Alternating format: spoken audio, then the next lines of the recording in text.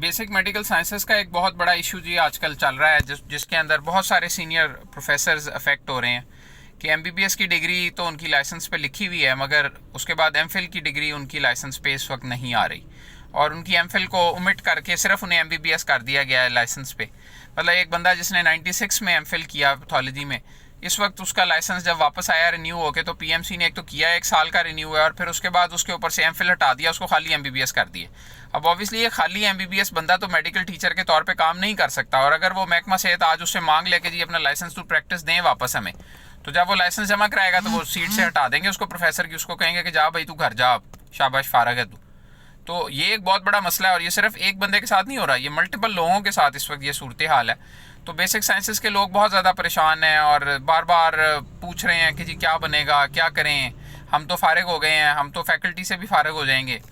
तो definitely PMC का अगर आप एक्ट पढ़ें तो उस पर बड़ा क्लियर लिखा हुआ है कि जी ये जो डिग्रीज पहले से रजिस्टर्ड हैं उनको डी रजिस्टर नहीं किया जाएगा, और उनको एमनेस्टी हासिल है, यानी कि जो मेडिकल डेंटल काउंसिल ने लाइसेंसेस पे लिखी हुई डिग्रीज वो वैसे की वैसे ही रहेंगी, उनमें किसी किस्म की कोई डिलीशन और एडिशन नहीं होगी। मगर सरप्राइजिंगली आप जब लाइसेंस भेजते हैं आप पीएमसी, तो वो आगे से डिग्री डिलीट करके आपको फिर दोबारा वापस भेज देते हैं।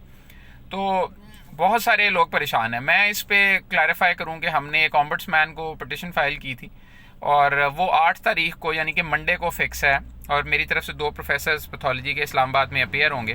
मैं ख़ुद भी ऑनलाइन समात की सहूलत लेते हुए व्हाट्सएप पे वहाँ ऑनलाइन होऊंगा साथ उनके। तो अथॉरिटी लेटर मैं उनके नाम कल इंशाल्लाह बना दूंगा, और वो आर्ग्यू भी करेंगे। वहाँ हमने 4-5 पॉइंट्स लिए हैं। एक तो फ़ॉरेन डिग्रीज़ का लिया है कि फ़ॉरेन डिग्रीज़ को रिकग्नाइज़ करने के लिए और उनकी पाकिस्तान में एक रेक्रेडिटेशन को देखने के लिए एक सेंट्रल प्रोग्राम होना चाहिए, एक पोर्टल होना चाहिए ऑनलाइन। इसी तरह एक्सपीरियंस का लिया है कि एक ऑनलाइन पोर्टल होना चाहिए जो कि वेरीफाई करे, जो एचईसी के पास भी जिसकी एक्सेस हो, यूनिवर्सिटीज़ के पास भी, पीएमसी के पास भी, और एक क्लिक के ज़रिए जो है वो सारा एक्सपीरियंस वेरीफाई हो जाए, ना कि ख़त जा रहे हों, ख़त आ रहे हों। अनफॉर्चुनेट है अभी तक ख़तों का ज़माना चल रहा है। यहाँ 3-3 4-4 महीने एक मेडिकल टीचर का एक्सपीरियंस वेरीफाई होने में लग जाते हैं कि ये जाली है या असली। और सेंट्रलाइज निज़ाम होना चाहिए एक्सपीरियंस वेरीफाई करने का, ताकि जाली यूनिवर्सिटियाँ बना के एक्सपीरियंस ना दी जाएँ। दूसरा ये कि जो मेडिकल टीचर्स हैं वो सिर्फ एमबीबीएस डॉक्टर्स होने चाहिए, और ये जो कर रही है अपना नया कानून पीएमसी के नॉन डॉक्टर्स को रख लें, वो अप्रोप्रिएट नहीं है, क्योंकि उन्हें ह्यूमन बॉडी का, बीमारियों का, किसी चीज़ का पता नहीं है। यहाँ आपने इंसानों का इलाज करना है मेरा ख्याल है, तो ये बहुत इंपॉर्टेंट होगा कि डॉक्टर्स लगें। ये 4-5 पॉइंट्स हैं जिन पे 8 तारीख को हेयरिंग होगी। 11 तारीख को एक हेयरिंग थी जो हमारी पोस्टपोन हो जाएगी 17 या 18 को, और वो एक बेसिक मेडिकल साइंसेस के डॉक्टर साहब की तरफ से है, जो दोस्त हैं मेरे, उनके लाइसेंस पे से उनकी एमफिल हटा दी गई है, तो वो अग्रीव्ड हैं, डायरेक्टली अग्रीव्ड हैं, उन्होंने फ़ाइल की है।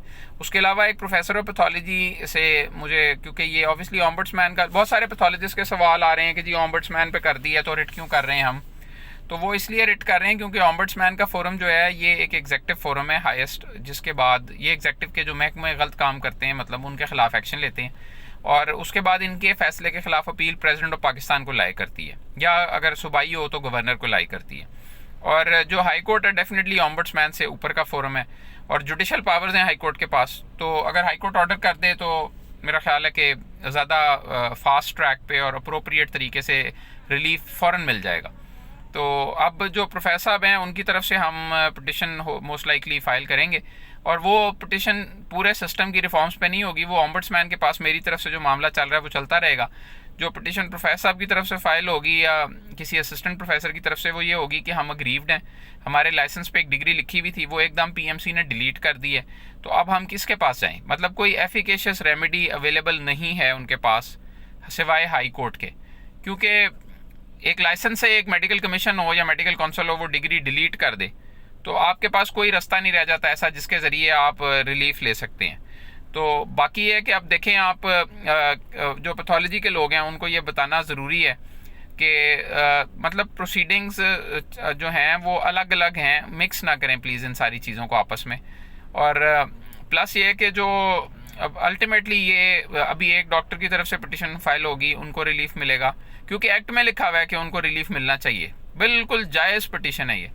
उसके बाद दूसरे हैं, फिर उनकी तरफ से फाइल होगी, फिर 5, 10, 15 पिटिशनें, सबको रिलीफ मिलेंगे, फिर ये पॉलिसी बदली जाएगी। तो लिटिगेशन थोड़ी करनी पड़ेगी। बेसिक मेडिकल साइंसेस के लोगों को ये अंदाज़ा होना चाहिए कि सारे फोरम्स, मल्टीपल फोरम्स साथ साथ चल सकते हैं।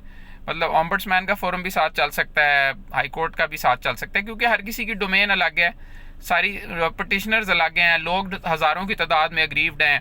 किसी के अंदर कोई वज़ीर आज़म के पास चला जाएगा रिलीफ लेने, कोई ऑम्बड्समैन के पास चला जाएगा, कोई हाई कोर्ट चला जाएगा, अल्टीमेटली रिलीफ मिल जाएगा। मगर ये कि ये आप परेशान ना हो कि जी हम इस फोरम को एक्सरसाइज कर सकते हैं, इसको नहीं कर सकते।